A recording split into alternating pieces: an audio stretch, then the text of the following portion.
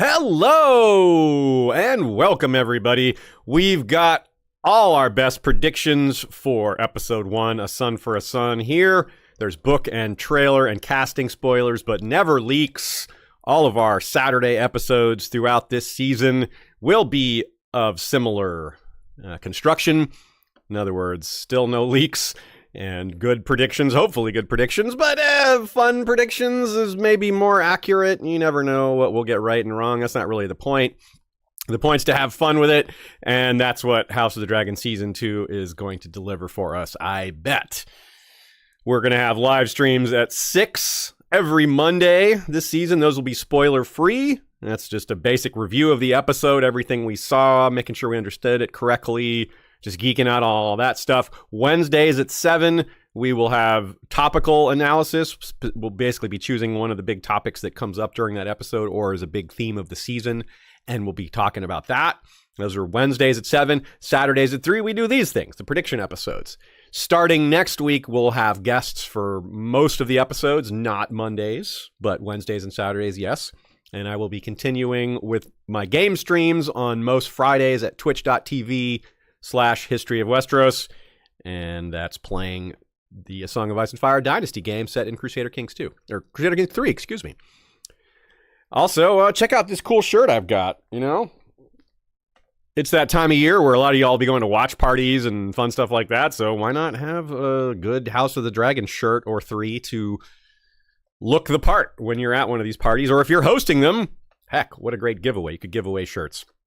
You can find all of our shirts, all of our content, all of our everything at historyofwesteros.com. So that's a great place to go to find all that. We've got a couple other things we'll be debuting this season. We're so excited. There's so much to talk about.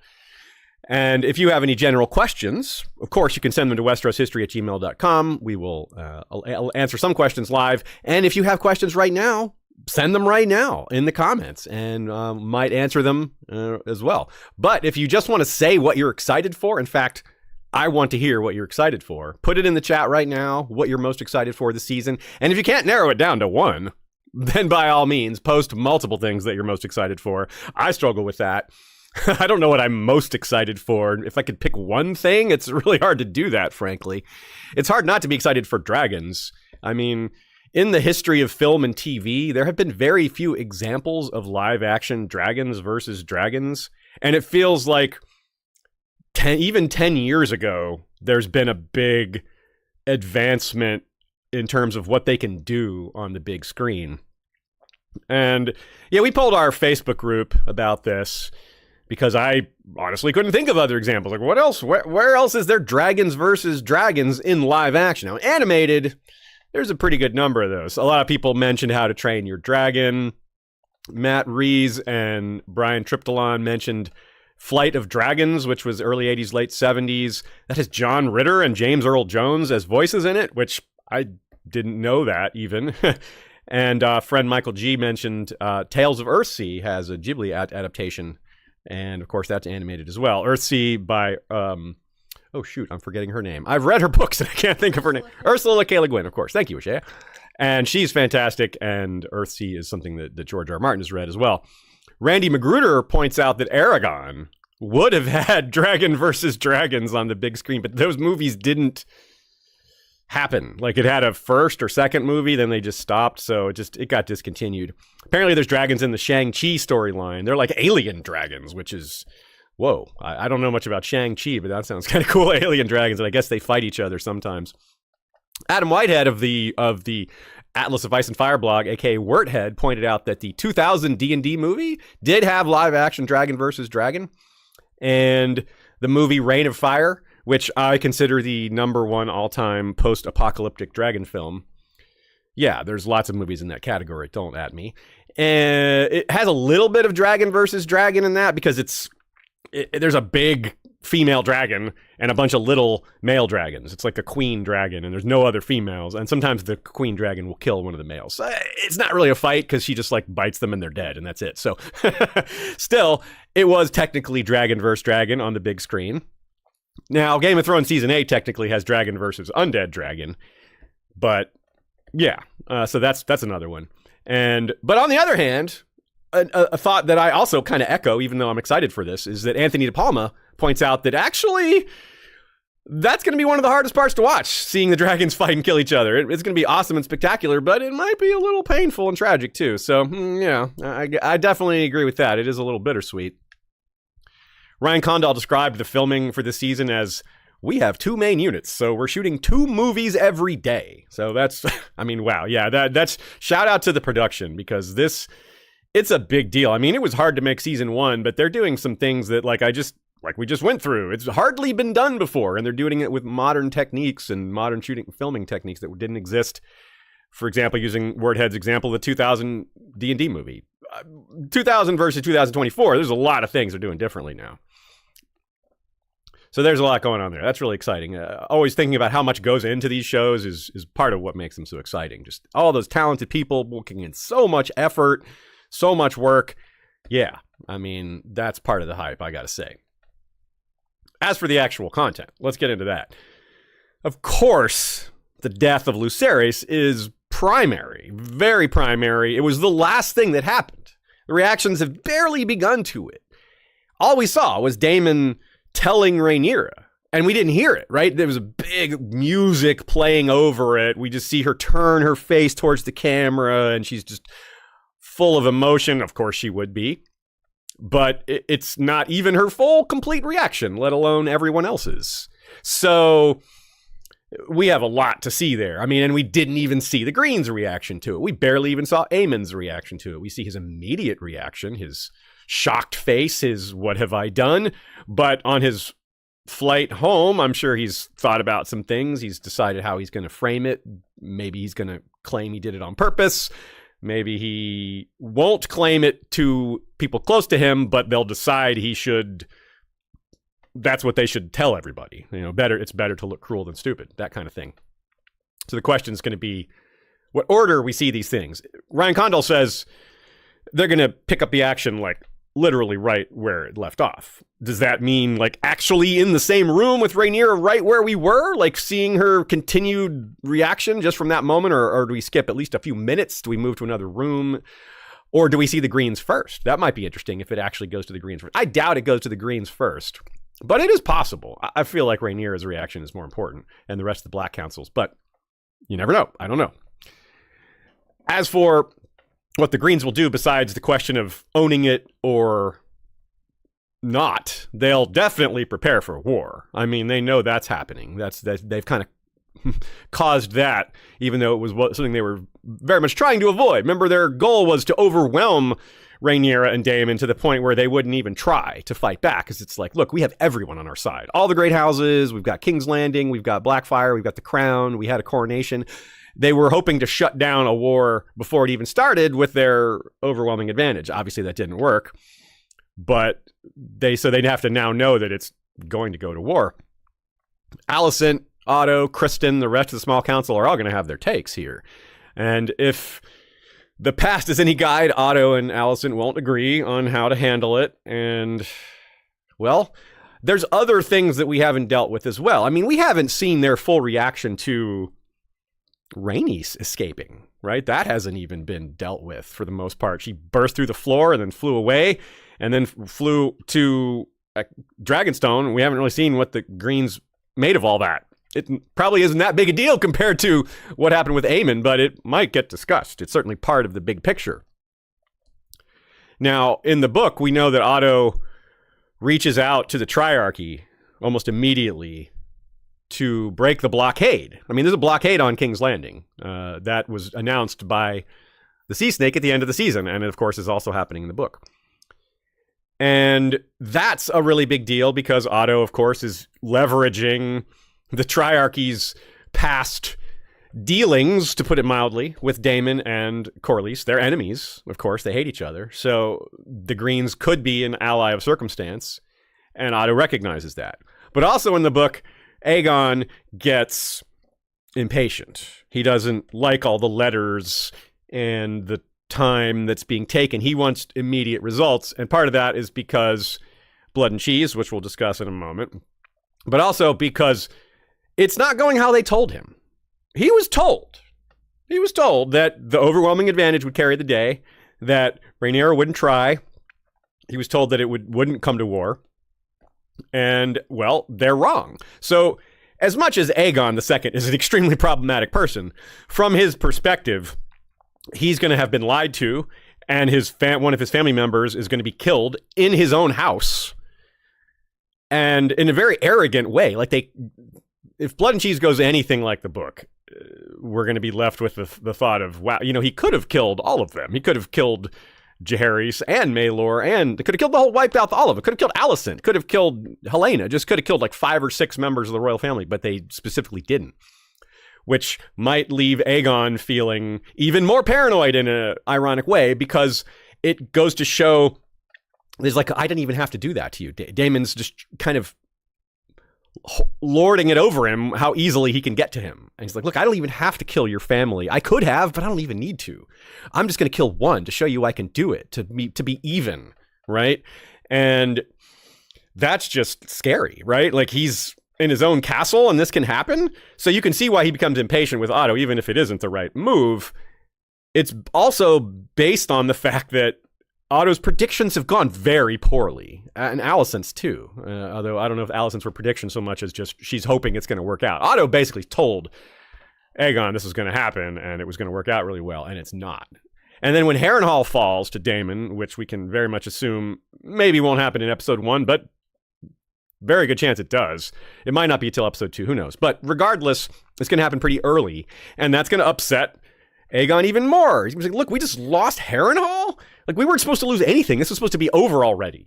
And now all of a sudden, not only are they going to lose Harrenhal, presumably if it also goes like the books, they're going to win the Riverlands. They're going to beat the Brackens and take Stonehenge and win the Battle of Burning Mill. And the the Blacks will have won the Riverlands. So all of a sudden, one of the entire kingdoms is already theirs quickly, without really much of a fight. So Aegon's like, wait, we have the advantage? What am I supposed to see here that shows our advantage? We lost Harrenhal, they murdered my son, and King's Landing is blockaded. So they're not surrendering by all means. Like, by any, this doesn't look like they're bending over backwards and saying, okay, you win. It looks like the opposite. They're absolutely fighting back and perhaps fighting to the death. So things could get real tumultuous with inside the Green Council, both from book and from kind of just basic logic. You'd think that these distractions and this turmoil would cause some problems and some disagreements, and if not bigger things. And you can see that will probably lead to Otto's firing, which maybe is going to happen pretty soon. Maybe happen really early in the season. It should happen early in the season, maybe as early as episode 2. Actually, it could happen in episode 1, I guess, but maybe not till episode 2. Still, very early in the season, Otto's going to be sent off, and it'll be very interesting to see if they keep him in the show or if he just is gone for a while before coming back. I don't know. That's interesting how they're going to handle Rhys Ifans, his role. As for the Blacks, let's talk about them in that sense a bit more. I think it's going to be similar. Look what Daemon thought about Viserys. They're like, oh, they killed my brother. There was no evidence that they killed Viserys, but he believed it because he hates the Greens. He's hated them for a long time. They're trying to steal the throne. He believes the worst of them always. So if he believed they killed Viserys on purpose with no evidence, I mean, he is going to believe the Aemon thing was 100% on purpose. Regardless of what you and I think, it seemed like Aemon wasn't really trying to kill him, but the dragons kind of got out of control. He was more of a bullying, like revenge for the bullying of years before, the whole the pink dread incident, the pig and all that. So it got out of control, clearly, and that's obviously a theme for the season as well. Dragons not doing what they're told, dragons getting out of control. But Daemon is very much that. He's a dragon out of control. He doesn't agree with some of the basic logic that's been presented to him as to what's happening. And we see that moment in the trailer where Rhaenyra confronts him, says, do you accept me as your leader? And he's like, I don't know what he's going to say because the trailer shot ends before, but there's that pause, the distinct waiting. He's not giving her a straight answer. And then there's the whole voiceover of him saying we need someone strong enough to lead the realm in this crisis, or whatever the exact wording is. The point being, he's maybe hinting that Rhaenyra isn't that person. Or maybe he's not sold on her as that person. Maybe it's going to take her doing some things to prove it to him. But he's very much a dragon that can't be controlled, very much like the real dragons, and that's going to be a continuing storyline. And from what we can tell from interviews and Matt Smith's own words on it, his character is not going to be quite as confident about some things. There's going to be a little more internalizing, a little more uncertainty, a little more humanization of Daemon, which could be very interesting. And I wonder how this influence that he has of his belief that the Greens are really out to get them, and not just about the throne, that they killed Luke on purpose, things like that. Is he going to push that belief on, say, Rhaena and Baela? I mean, Baela doesn't need any encouragement. Baela was already raring to go. Rhaena's a little more cautious, and more relevantly, Luke was her betrothed. Baela's betrothed to Jace. So, different story there, but still a big deal. Obviously, this is still, she's going to feel this on her sister's behalf. She probably liked Luke, part of her family.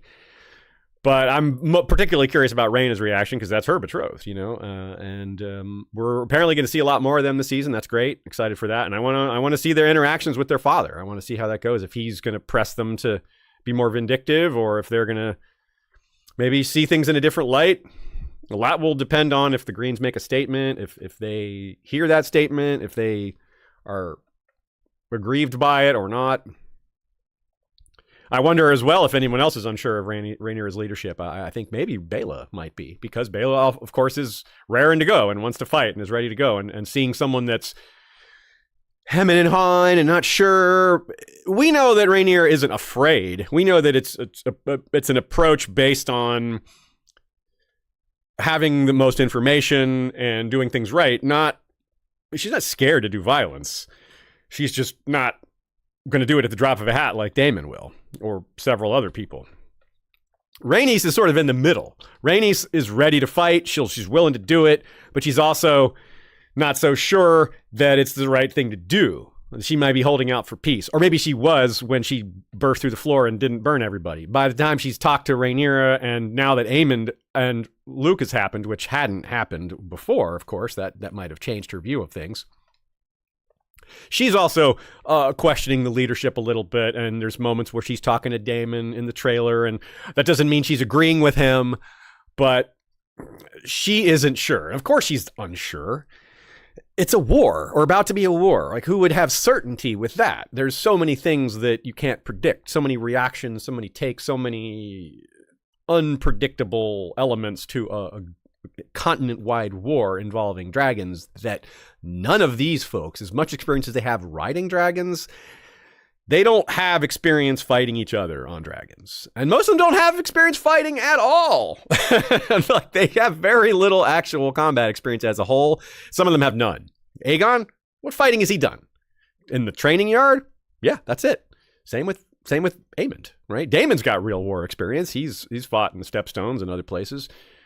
But the list is short of people who have actual experience. And that was something they did a good job of showing us in season 1, episode 1 at the tournament. These people were so eager to fight that it went bloody during a tournament, which was a prelude to how ready the realm is for war.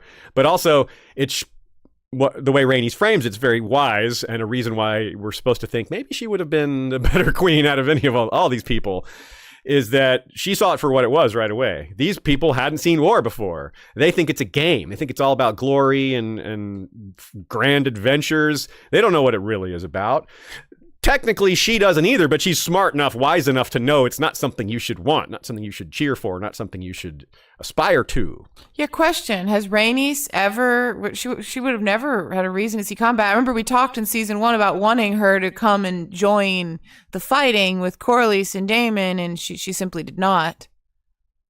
But I don't think she ever would have historically. I'm talking about in Fire and Blood, or in the show canon, as it were. Yeah, I don't think so. Yeah, and certainly Meleys has seen action, but not Rhaenys. So I could be forgetting something she's done, but yeah, I don't think so. If it was something, it would have been pretty minor. It would have been brief. Certainly not dragon versus dragon, but no one has that experience.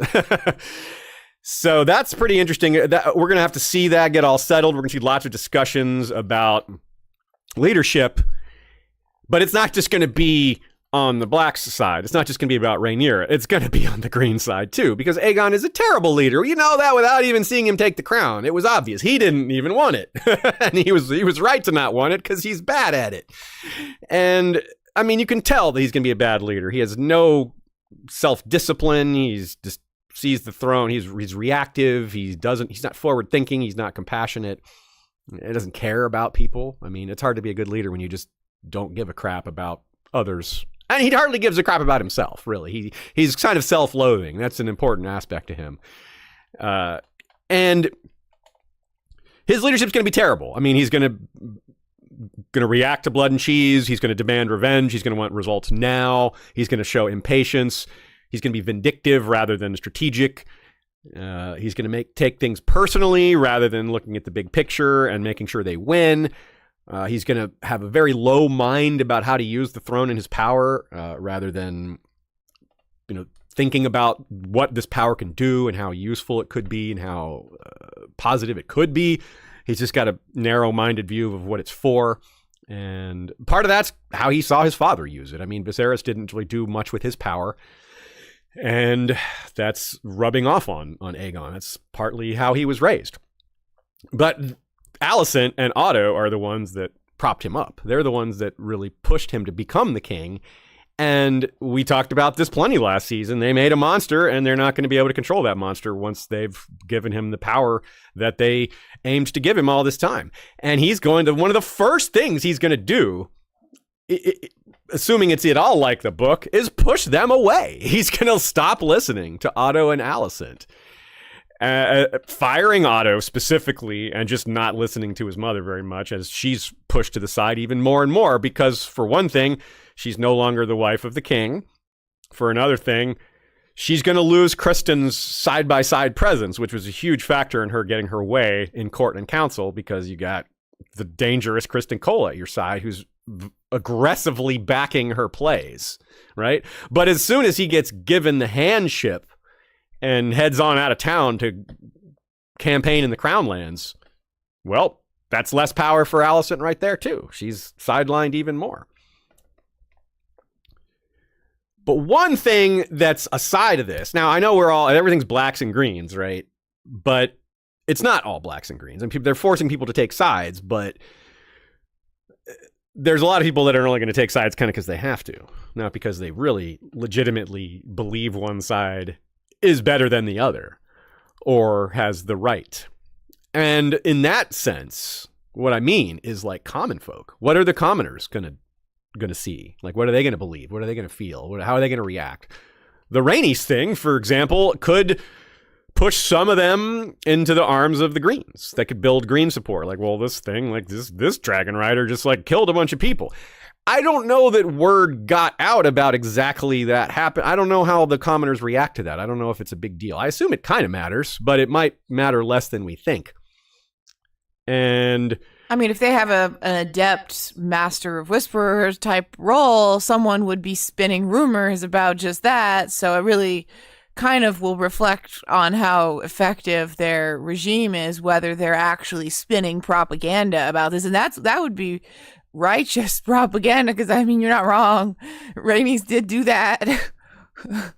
She did do that. She did indeed. Yeah, that's a great point. Larys would absolutely take advantage of this to whip up support for the Greens, and Mysaria might have to, on her end, who is the person going to war, the spy war with him, who has already expressed a pro-commoners view, could, through her means, push back against that by showing, look, the Greens yes, this is a bad action, but Aegon's done far worse over his life and is going to only get worse, and the pit fights and all that Mysaria wants to have those shut down, and Otto is like, I'll look into it. Yeah, sure you will, Otto. By shutting down the pit fights, you mean burning down her establishment. You didn't shut down the pit fights, you shut down Mysaria. Or tried to. You failed to, I'm sure. We know Mysaria wasn't in the building when it caught fire, or if she was, she got away, because, well, she's in the trailer. I mean, that's pretty straightforward.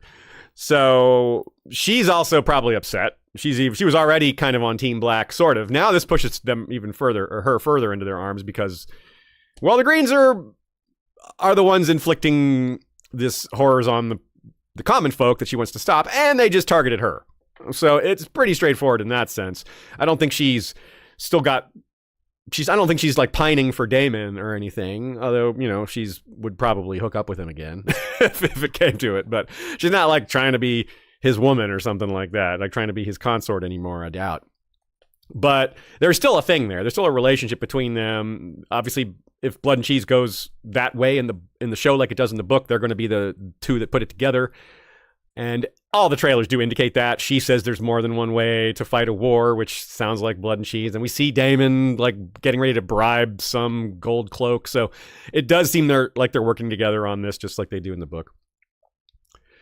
And that's going to be a big deal too, the reaction to that. It's not only the reaction to the coronation, the common folks' reaction to Aemond killing Arax and Luke, and the common folks' reaction to all this other stuff, like the reaction to Blood and Cheese. They're going to wonder about that. Like, more on Blood and Cheese in a minute, but there's at least 3 major things they have to react to. And we've seen from the trailers, there's some sort of riot that breaks out during a funeral. Now, I had been talking in the previous trailer episodes about that being relevant to the death to Blood and Cheese, to the death of Jaehaerys, but I kind of thinking that was a mistake, and it might be Viserys' funeral. That's the funeral that needs to be held, and it would create some really great parallels. More on that in a minute. A couple of y'all have sent some super chats and questions. Let's address that real fast. Koi Vanazi, show season. Yes, good friend Koi. Happy to see you here. And yes, we're so excited.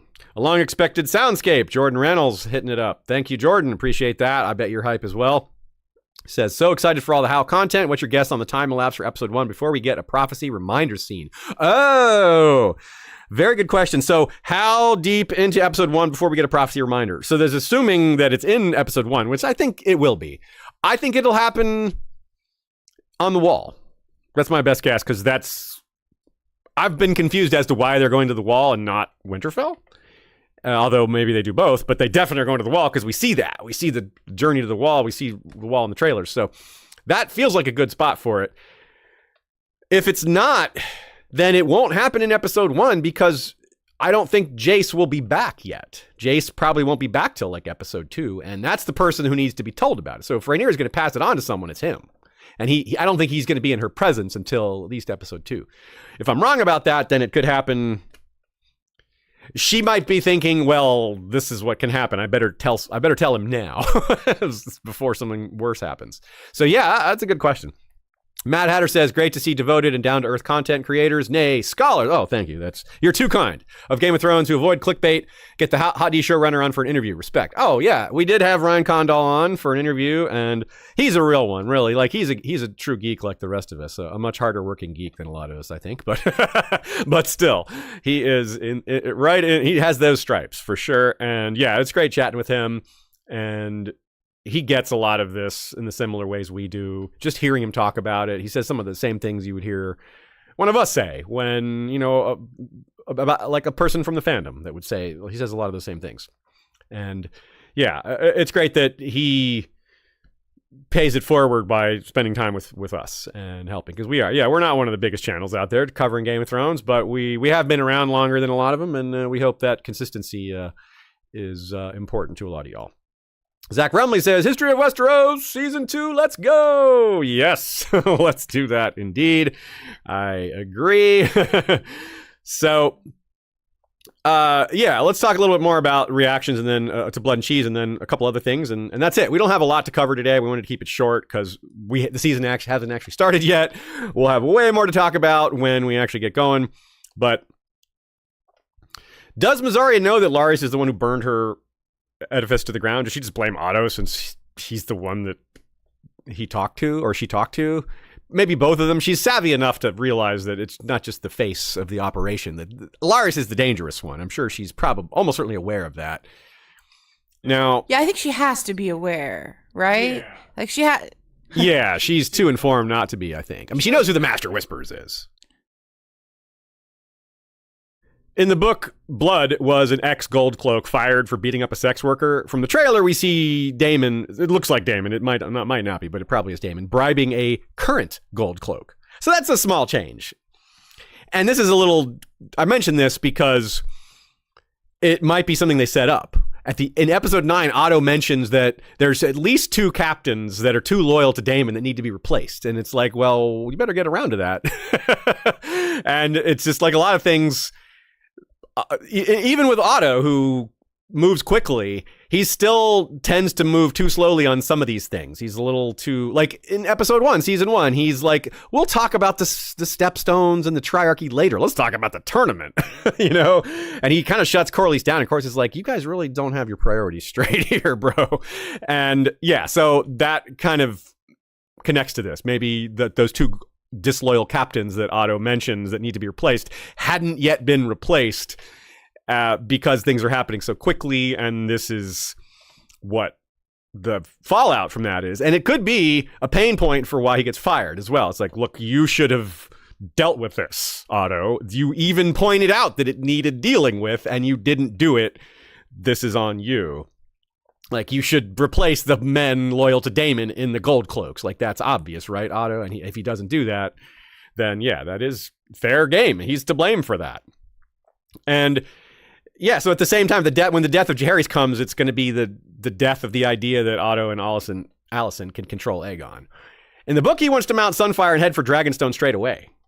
He wants to just immediately try to burn Dragonstone. That obviously would have gone poorly for him. And he starts drinking heavily because he's not able to immediately deal with what's happening. He can't just react. So he has to sit there and wait and be paranoid and think about Blood and Cheese and his uncle and Harrenhal and all their dragons, and he just works himself up and just drinks and drinks and drinks.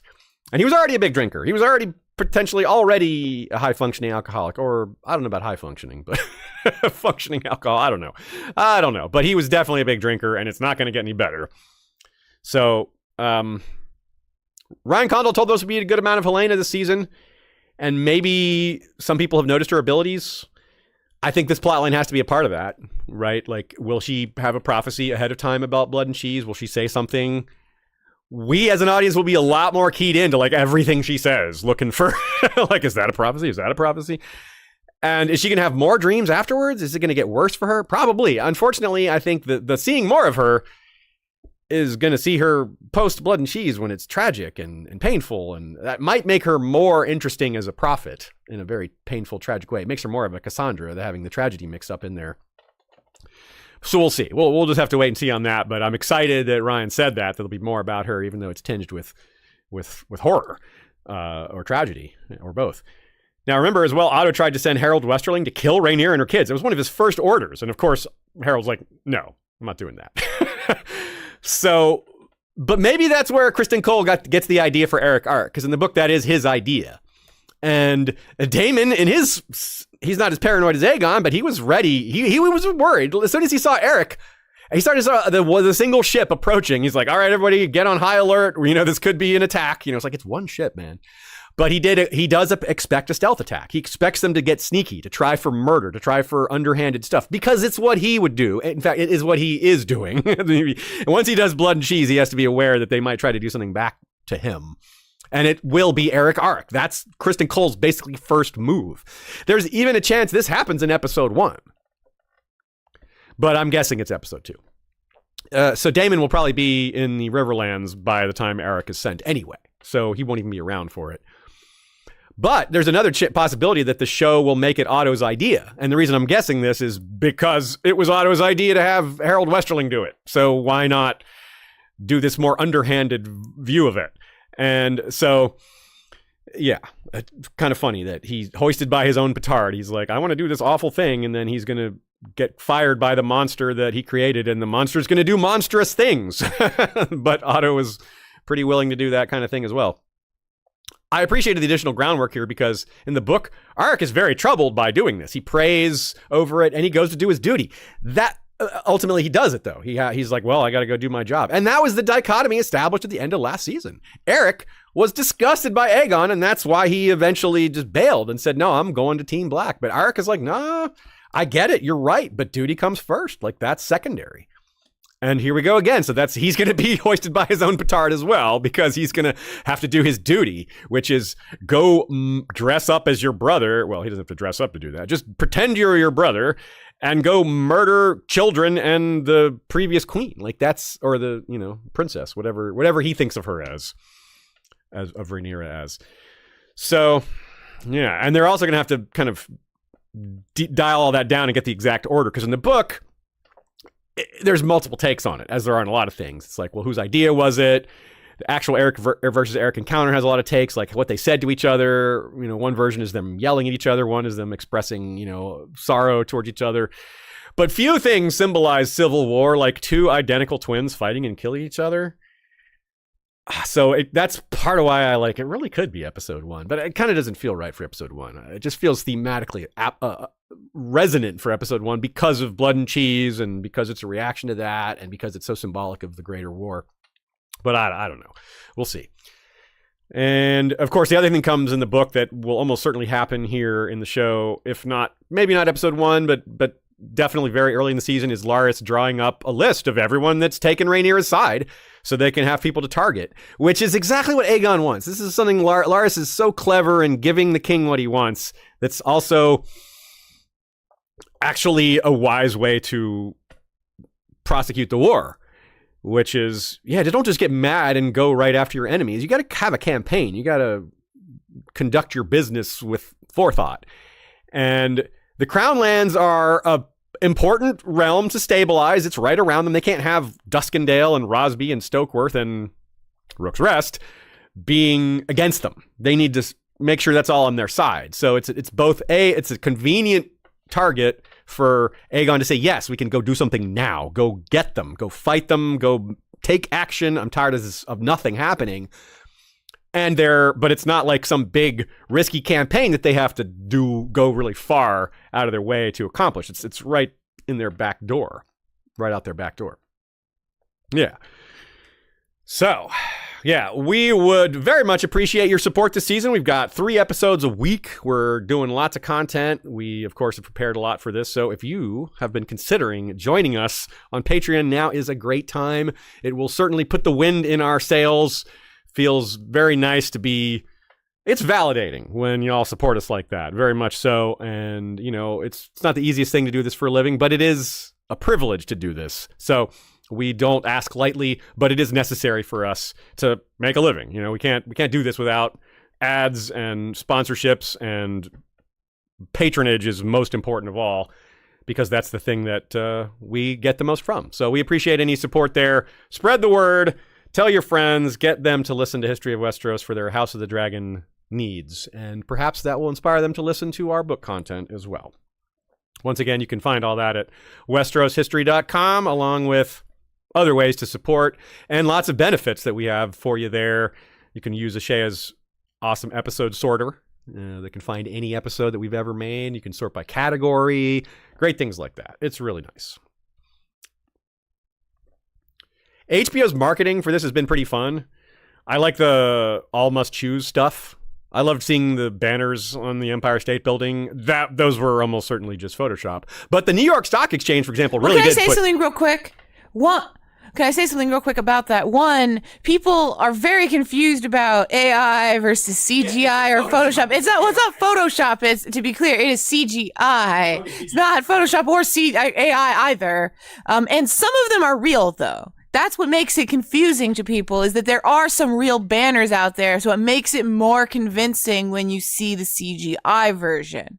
So that's what I wanted to make clear to y'all. If some of them looked really real, some of them were real, and others were filmed in a way where people are acting as if they're interacting with it. And then they CGI that because they filmed someone interacting with it in a way, but it wasn't there. It's really a great marketing campaign, but it almost got them sued by the Mexican government. Really? Yeah. What happened? Do tell. They used some Mexican historical monument in the campaign, and the government did not like that. They wanted to take it down. You could Google it for more info. I see. Yeah, I can see why that might be a little bit offensive. Maybe a bridge too far. Yeah, unlike it was a bridge. Brooklyn Bridge was okay. They were okay to do that one. But yeah, the New York Stock Exchange is an example of one that had real banners. And I assume the Empire State Building did not. Because if so, those would have been the biggest banners I've ever heard of. But they did actually go to the Empire State Building and do a little they did a photo shoot. Yeah. I remember Aegon and Alicent and Aemond were there. That's cool. I wonder how much shares of blacks and greens are trading for on the New York Stock Exchange right now, or HBO, right? Probably going up right now. I don't know. I have no idea.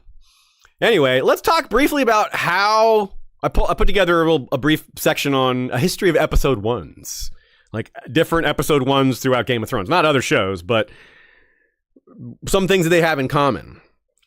They generally fall in the middle of the ratings in terms of like popularity. They're very rarely at the bottom and very rarely at the top. And that's in part due to the nature of episode ones, which is there's a lot of setup.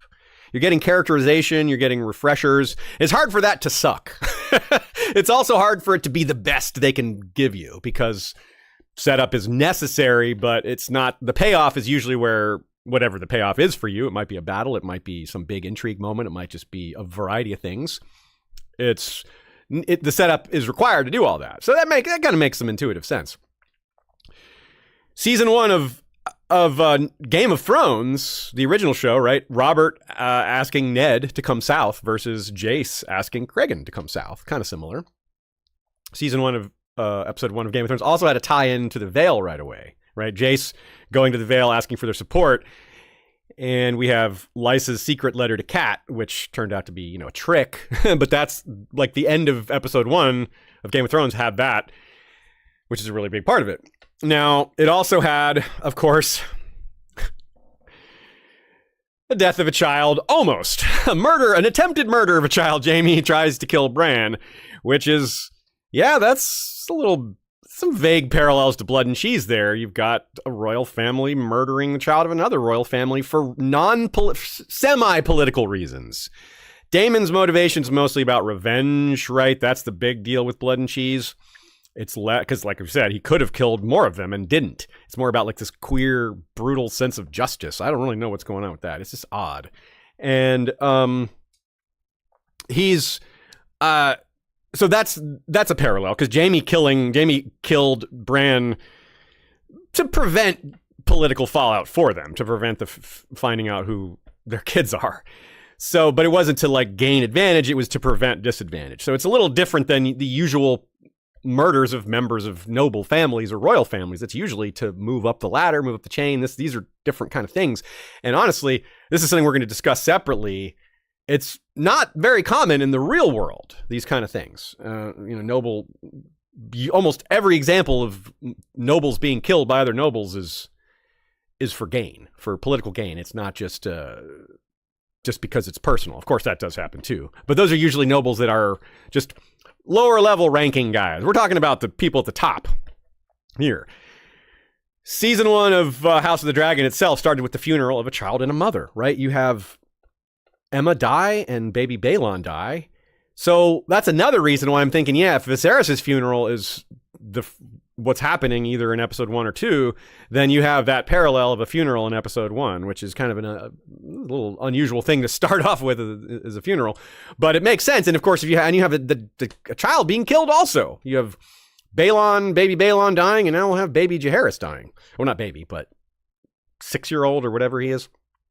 And it's the same name as the king who died in the prelude to season 1 in the opening Great Council scene. So you have the dying of a Jaehaerys in both season 1, episode 1, and season 2, episode 1. And season 1 also started with a tourney, aka fake fighting that turned to real fighting as a prelude to this very bloody dance. And that first voiceover, you can tell I've rewatched episode 1 recently, because he knew that the only thing that could tear down the House of the Dragon was itself. That's Rhaenyra quoting Jaehaerys. And indeed, that's what we're seeing. The only thing that can tear down the House of the Dragon is itself, and they're right about to get into that. I put in the chat, Aziz, I said, surprise, Aziz made a parallel segment. That's so unlike him. I never do that. What do you mean? Brand new style of analysis for me. Now, I think I had another parallel or two. Yes, season 6, episode 1 of Game of Thrones has Cersei starting off by mourning Myrcella. So we're going to have another dead royal getting mourned right off the bat in the first episode of a season. Speaking of Game of Thrones, this first episode is directed by Alan Taylor And he who also directed episode 4, which is probably the Rook's Rest episode. It is called A Dance of Dragons. By the way, if you go to IMDb right now, or at least if you went a few days ago when I wrote this, there's only 2 episodes with titles. And it's the 2 Alan Taylor episodes, The Sun for a Son, episode 1, and A Dance of Dragons, episode 4. The others have nothing listed. So we'll have more about Alan Taylor in our regular review, but he was in multiple seasons of Game of Thrones. He filmed episodes in seasons 1, 2, and 7. So we'll talk about him a little more then. If that funeral is in episode 1, as it seems like it is, then the riot that accompanies the funeral clearly is as well. And we're pretty sure the riot is rooted in the blockade of Blackwater Bay by the sea snake that we mentioned earlier.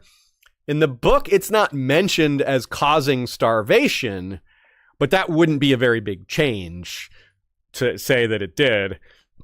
But you would still need to explain why they can't get food supplies from land, from internally. Like, why can't they just get food shipped in from out? Now, it's easy to explain that. I mean, the Reach is not happy. The Reach is not all for the Greens. Lyman Beesbury was killed. And the Beesburys aren't going to be on the green side. The Hightowers are their overlords, but they're not going to side with the dudes that killed their lord. Heck no. So they will absolutely side with the blacks. Other houses will too, because, well, that's a reason to turn on your overlord, is when they kill one of your lords. You're supposed to not lie down for that. You're supposed to say, hey, the deal here is you're our boss, but if you don't treat us well, we are allowed to rebel against you. If you break the feudal contract. And what exactly breaks the feudal contract and what doesn't is kind of a gray area. But murdering the Lord is not. It's not a gray area at all. So we might hear, I doubt we'll see this because it's expensive to film all these scenes elsewhere. We'll probably hear that the Reach is in turmoil. There's fighting amongst different houses. The Beesbury's probably at the head of it all, but might be other houses involved as well. And that's keeping food from reaching King's Landing. It's a pretty easy explanation. It's also a rational and logical explanation. It totally works. That's what happened during the War of Five Kings. The Tyrells got all the credit for bringing food into King's Landing. They were the ones who stopped it in the first place. So, yeah. Now, the Tyrells aren't very involved in this war at all, which means they're not going to help ship food or stop it. So they're just not a factor. Jace in the north, Jace in the Vale. Now, we'll see what happens here. I've said a few things already.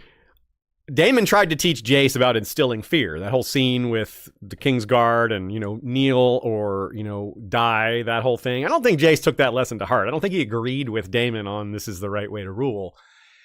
But if he did, he might be a little overbearing towards either Jane or Cregan, and that won't work. I don't think either of them would handle it that way. But I just don't think that's going to happen. I think he's going to just be who he's been and be a decent kid who's pretty brave and not a jerk, and probably befriend Cregan like is what happened in the books. And then we'll just have to be patient while waiting for Cregan to come back in probably season 4, because we may not see him again all the rest of the season or next season. It might not be till season 4 till we see him again. And Tom Taylor himself, who's the actor playing Cregan, said the northern scenes are a tease for later. So yeah, we should probably keep our expectations low for anything. Sarah Hess also said that no, the show is focused on the Targaryens. Don't expect too much from the north. It's a tease. It's fun, but so I'm not expecting Sarah Snow or dragon eggs in Winterfell or any of that stuff, unfortunately. Sad to say, but set my expectations low for that one. Now, Larys, let's talk briefly about Larys. This is basically the last section I had before just a few miscellaneous items. He was playing both sides a little bit, and I don't mean playing blacks and greens, but Otto and Alicent, right? Otto came and confronted him, and he's like, hey, but I'm a resource for you. I can really help you. There's so many things I can do. A wise hand of the king makes use of all the whispers he can, right? He just reminds him of how useful he is. It's very much what you can imagine Varys doing. This is one of the things that Varys and Larys do have in common, reminding people of how useful they are. It's like, this guy is dangerous, but he's also useful. He's these masters of whispers are very often the proverbial sword without a hilt. So Otto has power over Larys. Larys has power over Alicent, and Alicent has power over Otto. It's like a bit of a triangle. And of course, it's not quite that simple. Otto has power over Alicent too, and Larys has power over Otto as well. But this is the basic triangle there. And what's interesting for Larys is he's the only one of the three who doesn't seem to be losing power. He was below them before, but they're sinking. And he's kind of either staying where he is or if not rising a little, because I think he's got an opportunity. He can approach Aegon and be like, look, you want to get revenge, you want to do murder, you want to get back at them, and you can't do it. You can't get quick results with dragons and armies because that takes time. Hey, I'm your Huckleberry. I can do these kind of things. In the book, Larys starts using the tunnels. We don't know when, but we haven't seen him use them yet. So blood and cheese might be what gets him started. This happens, and they're like, well, how did that dude get in there? All of a sudden, Larry starts exploring, maybe figures a few things out, and then becomes even more like Varys. But not fully so, because I doubt he ever masters them the way Varys does. But that's important. That's really important. I think that Larys is definitely, his star is on the rise for now. And the people that have helped him get there are falling. Their stars are on the decline. Now, he still has this thing where he wants to have power over Alicent, but is that going to matter to him as much if she has less power? Is he going to try to ingratiate himself more with Aegon and then Aemond in turn when Aegon is out of the picture? I think so. I think very much yes. I think Larys probably becomes the most important green operator from this point forward. Obviously, he doesn't have the frontal power, but he's the guy that does the most is the most dangerous to the Blacks. If the Blacks could get rid of one person, they might not choose him, but they should. Right? So I think that's a big deal, and I don't know that anyone's going to recognize it. Yeah, I don't think they're going to recognize that they should. I don't know if they're going to recognize that the limping guy is actually the most dangerous. And I say it that way because I think that's their prejudice. I want to point out here I've been going through images of Larys, and his body language speaks volumes in all of these images. You can look at how he's hunched over in front of Aegon here because he wants to make himself seem weak. And when he's standing here to Alicent, he doesn't need to seem weak anymore. Ooh, great He's just catch. standing tall. He's not hunched at all, but he's so hunched here. I think he so clearly puts on a role among different people. And so, yes, lots of people underestimate Larys. Yeah, clearly that's such a big part of his game. He's been doing it his whole life, and it's worked. Almost no one blamed him for the murder of his own father and brother, even though he's the one who benefited from it. In the book, it's there's 5 theories. Well, it could have been this person, it could have been this person, it could have been this person. Yeah, I mean, he's the one who benefits most, so it could have been him too. But it's not, the finger isn't really pointed at him. It's there's 5 fingers pointed in, maybe it's Jaehaerys. 6 fingers pointing at 6 different candidates. So that's really cool. I like that a lot. I'm very much looking forward to Larys in season 2.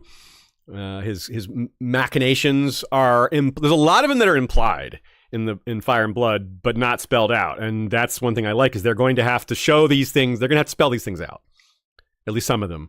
And I like to see that. I want to see them spelled out. I would rather I like the subtlety, but I like the validation of having been right or close to right about those things when we predict them, when we do our analysis for the books.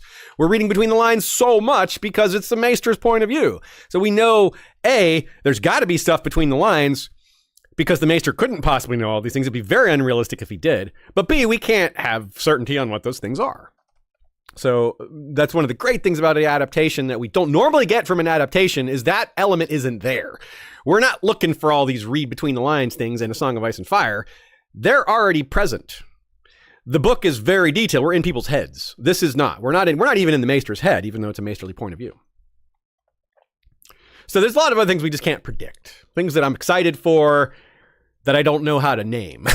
Like the dragons. I mean, I know they're going to look cool, but I have no idea, for the most part, in what way they're going to look cool.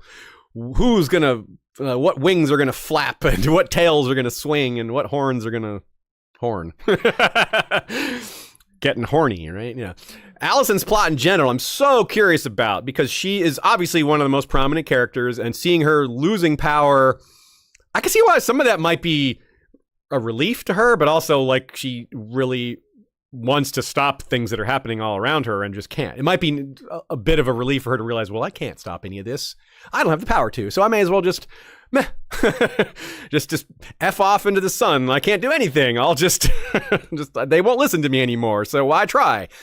Not a good thing, but how she handles this loss of power, how she handles her son just being a terrible person, which she's partly responsible for. Then Aemon doing his things. He's going to be even more out of control in some ways than Aegon will be, because at least Aegon will be, in a sick bed after episode 4, and we might not see him we might not see him at all for a season. I don't know if we'll see. That's a really interesting question. Will we see Aegon in season 3 just like burned and bloody? Will we get a minute or two of him in that state, or will they just skip him? Just imply he's hidden and just never go there and just talk about it.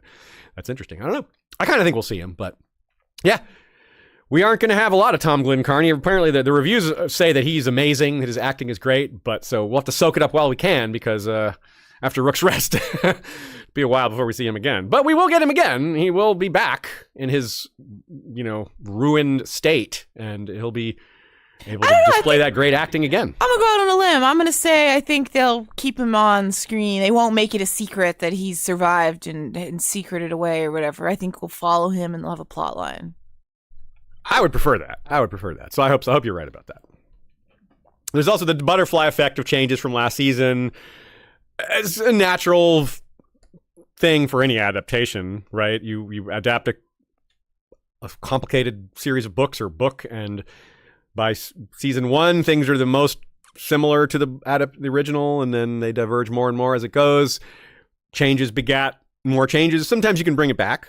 They did that a lot in season 1. They would change some things in the era where they were doing time jumps and then bring it back to where it was. So sometimes the butterfly effect gets reined back in, but I do expect it to happen in some places. I'm really curious about just the personalities for so many characters. Talk about reading between the lines. Like, we have tried to read between the lines for all these characters, and some of them you can glean a lot, like Adam of Hull. You can glean what a great guy he is, brave, loyal, etc. I want to see the detail behind that. I want to see how that develops. I want to see how it starts. I want to see that just play out. I'm super excited for that. Alan as well. Alan Oakenfist, and he's not going to be Oakenfist in this time. They might nod to that, but just want to see the personality they give him. I want to see what he does.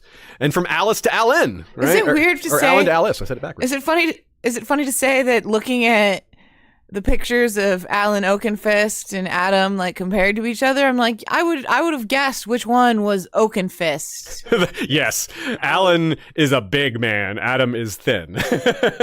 Adam, I think it's meant to be that Alan is explicitly a sailor in the Sea Snake's fleet, which rowing and doing all that stuff. He looks a little more severe. Adam is a shipwright, I believe. Shipwright. Okay, so Adam is a shipwright. Alan is a sailor. Right, that's what I meant to say. Yeah. Alan's the big one, the one that makes sense. The guy who's out there rowing and pulling oars and same thing. Sails, I meant to say, and heavy work like that. Whereas Adam would be more of a carpenter and all the other stuff that goes with shipwrighting that I don't know very well. I imagine there's some heavy lifting in there too, but it's maybe not quite as much, maybe not as hectic, not quite as physical as a job. The Brackens, the Blackwoods, the other dragon seeds, Hugh and Ulf.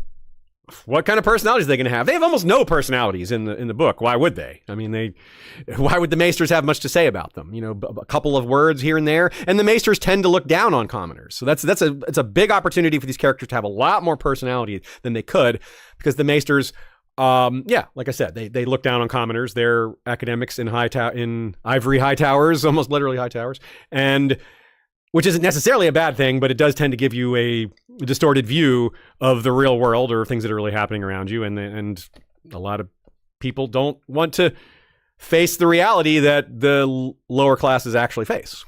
And Maesters are definitely in that category. Yeah, I'm really looking forward to them adding nuance to both Hugh and Ulf, and in general to small folk, common-born people, to show that even when they also do some terrible things, like the Highborn do, they also have these humanizing, redeeming qualities to them. I think that's really, really important to add, and I don't think that it has to even conflict with the text at all. Just like you said, Aziz, the Maesters have their bias. It's added onto. It's added, not a change, right? This is filling out what wasn't filled out, what has to be filled out. You can't just make these characters flat and boring. That's completely off the table as an idea. Who wants that? But if you were to strictly adapt them as written, they wouldn't have personalities. They would have like, oh yeah, Hugh Hammer is a brutal blacksmith's bastard. That's it. Like what? Like, no, you need more than that. We need way more than that. This is Game of Thrones. It's about characters primarily, right? Yes, the other stuff is important. Intrigue, action, mystery, all that stuff. But characters come first. And so, yes, these characters must be fleshed out. Alice Rivers. That's a great one. I put her next to Alan because their name it's almost the same spelling. Alyn, Alys. And I have just as many questions about her. Actually, I have more questions about her, but those questions won't be answered in the show. I might have the most questions about her of anyone. Yeah, for sure.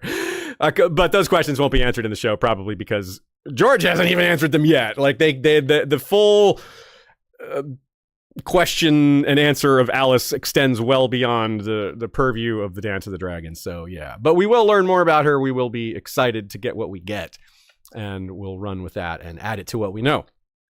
As I said, Jane, Aaron, Cregan Stark, those two as well. They have to have personalities.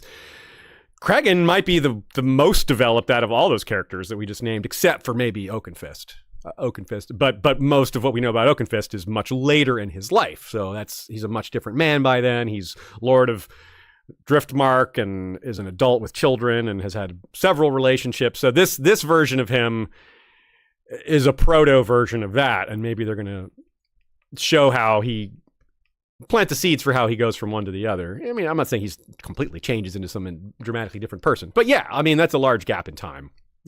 From young to older as well. Big, very formative years, especially because the Dance of the Dragons is very formative for a lot of people. And yeah, as we pointed out in the trailer, Hugh Hammer is in the riot. You see him there. He's a very distinct looking fellow. And we noticed him in the riot before we knew he was Hugh Hammer. We're like, who's that blonde guy standing there? And we're like, that's an interesting looking fellow. And then a later trailer scene had him sitting at this table. And we're like, that's Hugh Hammer. He's in the riot. What's going on here? And that's so confusing because at first we didn't even have much idea of the riot. But thinking about it more, yeah, I do think it's probably blockade related. We'll see. So friends, fellow historians, do the deep dives. Discuss it with your friends and family. Take a side if you want, but you don't have to. You don't have to be black or green. You know, that's just a thing they do for marketing. It's a thing they do to take sides. I don't think you really need to do that. I'm not going to do it. I mean, if you make me, I probably would side with the blacks, but but I'm not really. That's not really what I'm about. This is about having fun.